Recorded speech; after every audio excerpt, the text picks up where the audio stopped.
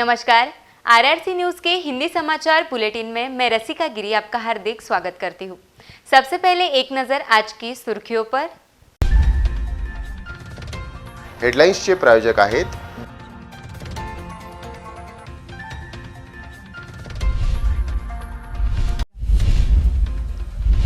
Petrol, diesel और रसोई gas के दाम फिर बढ़े, किचन के बजट बिगड़े।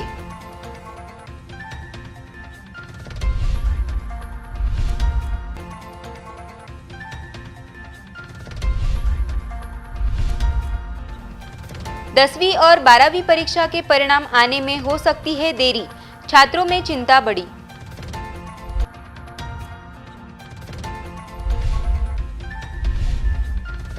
एसटी कर्मचारियों को सरकार का अल्टीमेटम, 31 मार्च के निर्णय पर सबका ध्यान।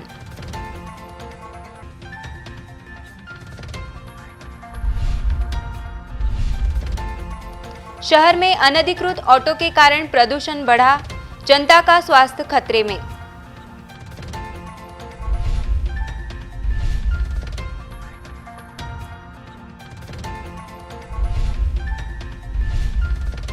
सांस्कृतिक भवन का निर्माण कार्य फिर खटाई में, कला क्षेत्र में नाराजगी।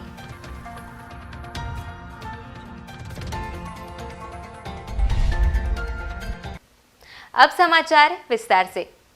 पेट्रोल, डीजल के साथ ही घरेलू गैस सिलेंडर के भाव बढ़ गए हैं, जिसके कारण आम आदमी का बजट गड़बड़ा गया है। विशेषकर महिलाओं को आर्थिक समस्या का सामना करना पड़ रहा है। इस तरह के महंगाई की मार से आम जनता परेशान हो रही है। तेल कंपनियों ने इस हफ्ते पेट्रोल और डीजल की कीमतों में 5वीं बार बढ़ोतरी की घोषणा की है। रविवार को पेट्रोल में 50 पैसे और डीजल में 55 पैसे की तेजी आई। नई कीमत के बाद राष्ट्रीय राजधानी में पेट्रोल की कीमत 99 रुपये 11 पैसे प्रति लीटर और डीजल की कीमत 90 रुपये 42 पैसे प्रति लीटर हो जाएगी। इससे पहले 22, 23, 25 और 26 मार्च को इसमें 80 से 80 पैसे की तेजी आई थी। मार्च में पिछले 6 दिनों से महंगाई बढ़ रही है। या दरवाढीमुळे सामान्य माणसाची पिळवणूक होत आहे। याकडे राज्य केंद्र सरकारने जातीने लक्ष घालून सामान्य माणसाची होणारी पिळवणूक थांबवावी ही आजच्या परिस्थितीची अत्यंत महत्त्वाची मागणी आहे। त्या दरवाढीमुळे साधारण जनतेला, हातमजुरांना याचा खूप मोठा फटका बसत आहे। तरी केंद्र सरकारने याकडे लक्ष देऊन दरवाढीचा काहीतरी याच्यामध्ये स्टॉप करावं। 22 मार्च से रसोई गैस और सीएनजी, पीएनजी की कीमतें बढ़ रही है, जबकि पेट्रोल और डीजल की कीमतें लगातार बढ़ रही है। इस तरह की कीमतें बढ़ने से रसोई का बजट बिगड़ गया है। अकोला शहर और जिले में भी इस महंगाई का असर देखने को मिला है। तेल और गैस की कीमतों में आई उछाल के चलते आम नागरिकों ने चिंता व्यक्त की है। पगार काही वाढत नाही आहे। सिलेंडरचे भाव इतके वाढले की 300 से 1000 रुपये घ्यायला लागून राहिलं आणि तेलाचे पण भाव वाढले। आम्ही कसं जगायचं काही समजतच नाही। परत ते सिलेंडर चालू होतं, आता एकूण खूपच महागाई चालली आहे।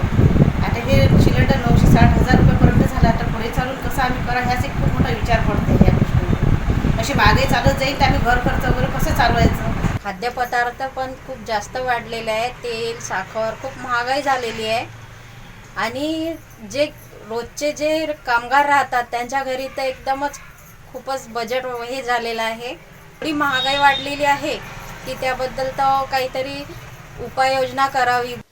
राज्य में स्थायी अनुदान प्राप्त, आंशिक रूप से अनुदानित और गैर अनुदानित स्कूलों के शिक्षकों ने बोर्ड के परीक्षा पर्चों की जांच करने से इनकार कर दिया है, जिसके कारण राज्य बोर्ड 10वीं और 12वीं की परीक्षाओं के परिणाम जाहिर करने में देरी होने की संभावना जताई जा रही है। कक्षा 12वीं की उत्तर पत्रिकाओं के बंडल बिना जांचे विभागीय मंडल में पड़े हुए हैं। 10वीं 12वीं कक्षा की परीक्षाएं शुरू होने से पहले ही Maharashtra state permanent unaided school action committee ने अपनी विभिन्न मांगों को लेकर सरकार को एक ज्ञापन सौंपा था। इस बारे में अनदेखी करने पर 10वीं 12वीं की परीक्षा का बहिष्कार करने की चेतावनी दी थी। गैर अनुदानित स्कूलों के 30,000 शिक्षकों ने पर्चों की जाँच करने से इनकार कर दिया है। उत्तर पत्रिकाओं के बंडल शिक्षकों को जांच के लिए भेजे जा रहे हैं, लेकिन अपनी मांगों पर कायम रहने वाले शिक्षकों ने जांच करने से ना कर दी है। इसलिए इस साल 10वीं 12वीं की परीक्षाओं के परिणाम में देरी होने की आशंका है, जिससे छात्रों की बेचैनी बढ़ गई है। ऐसे में देखना होगा कि शिक्षा मंत्री इस पर क्या फैसला लेते हैं। एसटी बस कर्मचारियों की हड़ताल दिवाली से शुरू हुई, जो अब तक जारी है। इस बीच कई लोगों ने अपने वाहन खरीदे हैं, निजी वाहनों में यात्रा भी की, लेकिन निजी यात्रा के दर और पेट्रोल की कीमतों में आई उछाल के कारण अब एसटी बस शुरू होने की प्रतीक्षा आम लोगों को है। राज्य सरकार ने हड़ताली कर्मचारियों को 31 मार्च तक काम पर लौटने का अल्टीमेटम दिया है। बाद में सरकार क्या कदम उठाती है, इस ओर सभी की निगाहें लगी हुई है। बस सेवा दिवाली के दौरान बंद रही। एसटी बसों के बंद होने से कई लोगों को यात्रा करने में परेशानी हुई है। दिवाली का समय होने के कारण पास में ही पैसे थे, इनसे सारे लोगों ने अपने वाहन खरीदे। किसी ने दोपहिया तो किसी ने चौपहिया वाहन खरीदकर अपने वाहन से ही यात्रा पूरी की। इसके लिए खुद के वाहनों का भी इस्तेमाल किया जा रहा है। लेकिन अब शादियों के सीजन में पेट्रोल डीजल के दाम आसमान छूने के साथ खुद के वाहन से यात्रा करना कई लोगों की पहुंच से बाहर हो गया है। नतीजा यह है कि एसटी बस यात्रा इससे बेहतर है। ऐसे में अब सबकी निगाहें टिकी है कि एसटी बस सेवा दोबारा कब शुरू होगी। जैसा कि राज्य सरकार ने हड़ताली श्रमिकों को 31 मार्च तक काम पर लौटने का अल्टीमेटम दिया है। नागरिकों को उम्मीद है कि एसटी बस सेवा 31 मार्च को या उसके बाद शुरू होगी। अकोला शहर में अनाधिकृत ऑटो की संख्या दिन ब दिन बढ़ रही है। इसमें कुछ ऑटो ऐसे भी हैं जो भारी मात्रा में धुआं छोड़ रहे हैं। ऐसे ऑटो से प्रदूषण का खतरा काफी बढ़ गया है, जिसके कारण नागरिकों के स्वास्थ्य खतरे में पड़ गए हैं। अकोला शहर में किसी भी रूट पर जाए, खासकर नया बस स्टैंड, पुराना bus stand, Tower Chowk, Railway Station Chowk, Gandhi Chowk, Open Theatre, Ramdaspeth, Jatharpeth, Sindhi Camp, Kaulkhed, Sant Tukaram Chowk, Malkapur, Khadki, Washim Bypass, Balapur Naka, Dabki Road, Jai Hind Chowk, City Kotwali Chowk, Tajnapeth Chowk, Ratanlal Plot Chowk, Radha Krishna Talkies और कई अन्य स्थानों पर ऑटो की भीड़ दिखाई देती है। बीच राह में कहीं भी ऑटो को हाथ दिखाकर रोका जा सकता है। ऑटो की संख्या काफी बढ़ गई है। इसमें अनधिकृत ऑटो की भरमार है। ऐसे ऑटो धुआं फेंक रहे हैं, जिससे नागरिकों का स्वास्थ्य खतरे में आ गया है। ऑटो से निकलने वाला धुआं प्रदूषण में भारी वृद्धि कर रहा है। ऐसे अनधिकृत ऑटो की और यातायात पुलिस द्वारा अनदेखी की जा रही है। अनधिकृत ऑटो के कारण अकोला वासियों का स्वास्थ्य खतरे में पड़ गया है। जिला पुलिस अधीक्षक को इस पर तत्काल ध्यान देने की आवश्यकता है। अकोला शहर में क्रीड़ा संकुल परिसर में बन रहे सांस्कृतिक भवन का निर्माण कार्य फिर एक बार खटाई में पड़ गया है। इस सांस्कृतिक भवन की इमारत तो पूरी हो गई है, लेकिन बाकी सभी काम ठंडे बस्ते में पड़े हैं, जिससे सांस्कृतिक भवन जनता के लिए खुला होने के लिए और समय लगने वाला है। अकोला के कला क्षेत्रों को बढ़ावा देने के लिए सुसज्ज सांस्कृतिक भवन की आवश्यकता थी, जिसे देखते हुए 2019 में शहर के क्रीड़ा संकुल परिसर में आधुनिक सुविधाओं से लैस सांस्कृतिक भवन का निर्माण शुरू किया गया, जिसके लिए पहले चरण में 9 करोड़ 30 लाख का निधि प्राप्त हुआ। इसमें इमारत निर्माण तथा मुख्य मंच का निर्माण कार्य किया गया, लेकिन अब बाकी के काम खटाई में पड़ गए हैं। इस इमारत के लिए सुरक्षा दीवार, आंतरिक सजावट, अग्निशमन व्यवस्था, साउंड सिस्टम, सीसीटीवी, फर्नीचर आदि काम अभी बाकी है, जिसके लिए कारण सांस्कृतिक भवन आम जनता के सेवा में आने के लिए और लंबा समय लगेगा। हालांकि अब कोरोना संक्रमण का समयकाल भी बीत चुका है, लेकिन सांस्कृतिक भवन के इमारत का निर्माण तेज गति से पूरा करने की हलचलें ठंडी पड़ी हुई है, जिसके चलते कला विश्व में और दर्शकों में नाराजगी जताई जा रही है। एसटी कर्मचारियों की हड़ताल के कारण एसटी बस सेवा चरमरा गई है। विगत 5 माह से यह हड़ताल जारी है, जिससे ग्रामीण जनता को कई समस्याओं का सामना करना पड़ रहा है। अकोला जिले की ग्रामीण जनता को निजी वाहनों से महंगी यात्रा करनी पड़ रही है। एसटी का विलय महाराष्ट्र सरकार में करने को लेकर विगत 5 माह से एसटी कर्मचारियों की हड़ताल जारी है। इस बीच सरकार और एसटी कर्मचारियों में इस मसले को लेकर कई बार चर्चा हुई, लेकिन उसका कोई हल नहीं निकला। आखिरकार यह मामला कोर्ट में गया। कोर्ट ने विलय के मुद्दे पर सरकार का पक्ष लिया, जिससे अब विलय के सभी आसार खत्म हो गए हैं। बावजूद इसके एसटी के कर्मचारी अपनी मांग पर कायम हैं। इस हड़ताल की वजह से जिले के ग्रामीण अंचल की सभी बसेस बंद है। बस वाहक व चालक की कमी के कारण बसेस जगह पर ही खड़ी है, लेकिन इसका खामियाजा ग्रामीण जनता को भुगतना पड़ रहा है। ऐसे निजी वाहनों द्वारा किराया बढ़ाए जाने से निजी यात्रा गरीब जनता के लिए पहुंच से बाहर है, जिसके कारण ग्रामीण जनता परेशान हो रही है। अकोला के बस स्टैंड नंबर 1 व 2 पर ग्रामीण इलाके में जाने वाली बसें शुरू न होने से ग्रामीण जनता चिंता में है।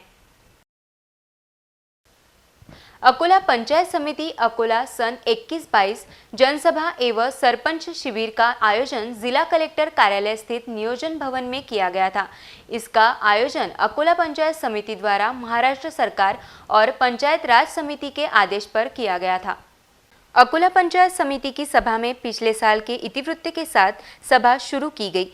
पंचायत समिति द्वारा गत 1 वर्ष के दौरान चलाई जा रही योजनाओं की समीक्षा भी की गई। वही बताया गया कि अकोला पंचायत समिति के 40% गांव में पाइपलाइन योजना लागू नहीं हुई है। साथ ही 97 ग्राम पंचायतों को 15 करोड़ रुपए मिले, लेकिन 15 लाख रुपए ही खर्च हुए। कई ग्राम पंचायतों में अभी 8 करोड़ कर घर पट्टी की वसूली बाकी है। इस साल महज 5% की वसूली हुई है। यह भी बताया गया कि वसूली नहीं करने वाले ग्राम सेवकों के खिलाफ कार्रवाई की जाएगी। इस सभा में ग्राम सेवकों, सरपंचों एवं अन्य पदाधिकारियों ने अपने सुझाव एवं शिकायतें प्रस्तुत की। ओबीसी आरक्षण को पूर्ववत करने के लिए शेगांव में सम्मेलन का आयोजन किया गया है, जिसकी तैयारियां जोर शोर से चल रही है। 28 मार्च को यह सम्मेलन होने जा रहा है। लगभग 75 वर्ष पूर्व जब भारत स्वतंत्र हुआ और देश को सुचारू रूप से चलाने के लिए कानून समिति को संविधान लिखने का कार्य सौंपा गया, तब आरक्षण मर्यादा 10 साल के लिए रखी गई थी। इसका स्पष्ट उल्लेख किया गया था, लेकिन समय के साथ साथ राजनेताओं ने स्वाहित के लिए आरक्षण की सीमा को बार बार बढ़ाया है और इसका अध्ययन करके अन्य समुदायों को भी आरक्षण ढांचे में शामिल किया। किंतु 1 साल पहले हाईकोर्ट ने राजनीतिक ओबीसी आरक्षण पर निर्णय देते हुए ओबीसी समाज के आरक्षण को मर्यादित रखा। यही आरक्षण पहले की तरह रखा जाए, इसके लिए 28 मार्च को शेगांव में एक बड़ा ओबीसी सम्मेलन आयोजित किया गया है। इस आरक्षण सम्मेलन की तैयारी शेगांव में चल रही है, जिसका जायजा शेगांव के संवाददाता महेंद्र मिश्रा ने लिया है। 28 तारखेला हा जो कार्यक्रम आहे, या कार्यक्रमाचं अध्यक्षस्थान प्रदेश काँग्रेस कमिटीचे अध्यक्ष आमचे नेते आदरणीय नानाभाऊ पटोले हे स्वीकारणार आहेत आणि ते अध्यक्षस्थान भूषवत असून आमचे मुख्यमंत्री छत्तीसगडचे बघेल साहेब हे या ठिकाणी उद्घाटक म्हणून या कार्यक्रमाचे आहेत। यशोमती ठाकूर आहेत, जिल्हा काँग्रेस कमिटीचे अध्यक्ष राहुल बोंद्रे आहेत, आमचे आमदार राजेश भाऊ इकडे आहेत आणि जिल्ह्यातील सर्व काँग्रेसचे नेते मंडळी या ठिकाणी उपस्थित राहणार आहेत। त्याचप्रमाणे वाशिम आणि अकोला या जिल्ह्यातले सर्व नेते मंडळी आणि सगळे ओबीसी समाजाचे कार्यकर्ते हे या ठिकाणी उपस्थित राहणार। जवळजवळ 25,000 कार्यकर्ते या कार्यक्रमासाठी पूर्ण या 3 जिल्ह्याभरामधून उपस्थित राहून ओबीसी समाजाचा जो लढा आहे तो तीव्र करण्याचा प्रयत्न, तीव्र आम्ही करणारच आहोत, पण परत एकदा त्याला अजून जास्त प्रमाणात तीव्र करण्याचा प्रयत्न या कार्यक्रमाच्या माध्यमातून आमचा आहे। एकंदरीत ओबीसी समाजाला आरक्षण मिळावं एवढ्याकरता हा संपूर्ण मेळावा आहे आणि याच्याकरता आता ते मोठ्या प्रमाणावर हे आंदोलन करू राहिलं आणि त्या मेळाव्याला संपूर्णपणे यशस्वी करण्याचा ते पूर्ण प्रयत्न करतील। कॅमेरा पर्सन समीर देशमुख सोबत महेंद्र मिश्रा, शेगांव। अकोला जिले में सरकारी कर्मचारियों के लिए 30 मार्च से हेलमेट अनिवार्य किया जाएगा, जिससे सरकारी कर्मचारियों में हड़कंप मच गया है। हालांकि हेलमेट नियमों के मामले में संबंधित विभाग कितने दिनों तक कार्रवाई करता है, यह आने वाला समय ही बताएगा। उपक्षेत्रीय परिवहन विभाग द्वारा 30 मार्च से जिले में सरकारी कार्यालयों के सामने हेलमेट निरीक्षण अभियान चलाया जाएगा। इसलिए सरकारी कार्यालयों में दोपहिया वाहनों से आने वाले अधिकारियों, कर्मचारियों और नागरिकों को हेलमेट पहनना होगा। कार्यवाही से बचने के लिए कर्मचारियों को हेलमेट पहनना अनिवार्य होगा। सरकारी अधिकारियों और कर्मचारियों सहित सरकारी कार्यालयों में काम के लिए आने वाले नागरिकों को कम से कम यातायात नियमों का पालन करना चाहिए और हेलमेट पहनना चाहिए, ऐसा आरटीओ कार्यालय के सूत्रों का मानना है। दुर्घटनाओं की संख्या को कम करने और वाहन चालकों की सुरक्षा के लिए हेलमेट पहना जाना चाहिए और यातायात नियमों का कड़ाई से पालन किया जाना चाहिए, जिसके लिए 30 मार्च से सरकारी कार्यालय के सामने हेलमेट निरीक्षण अभियान चलाया जाएगा। लिहाजा अधिकारियों, कर्मचारियों और नागरिकों से बाइक चलाते समय हेलमेट पहनने की अपील की जा रही है। अंत में एक नज़र आज की सुर्खियों पर। हेडलाईन्सचे प्रायोजक आहेत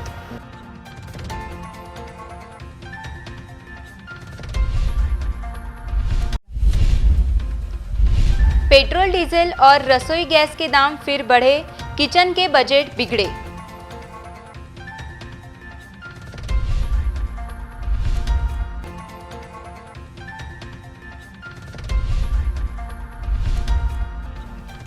दसवीं और 12वीं परीक्षा के परिणाम आने में हो सकती है देरी, छात्रों में चिंता बढ़ी।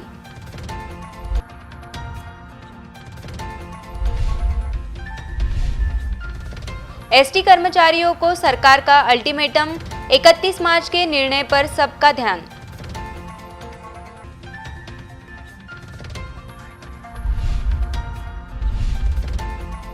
शहर में अनधिकृत ऑटो के कारण प्रदूषण बढ़ा, जनता का स्वास्थ्य खतरे में।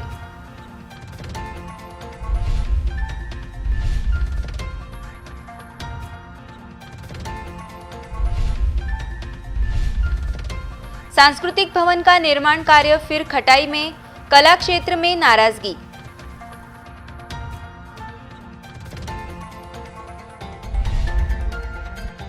फिर मिलेंगे शहर की ताजा जानकारी तथा महत्वपूर्ण घटनाओं के साथ। नमस्कार।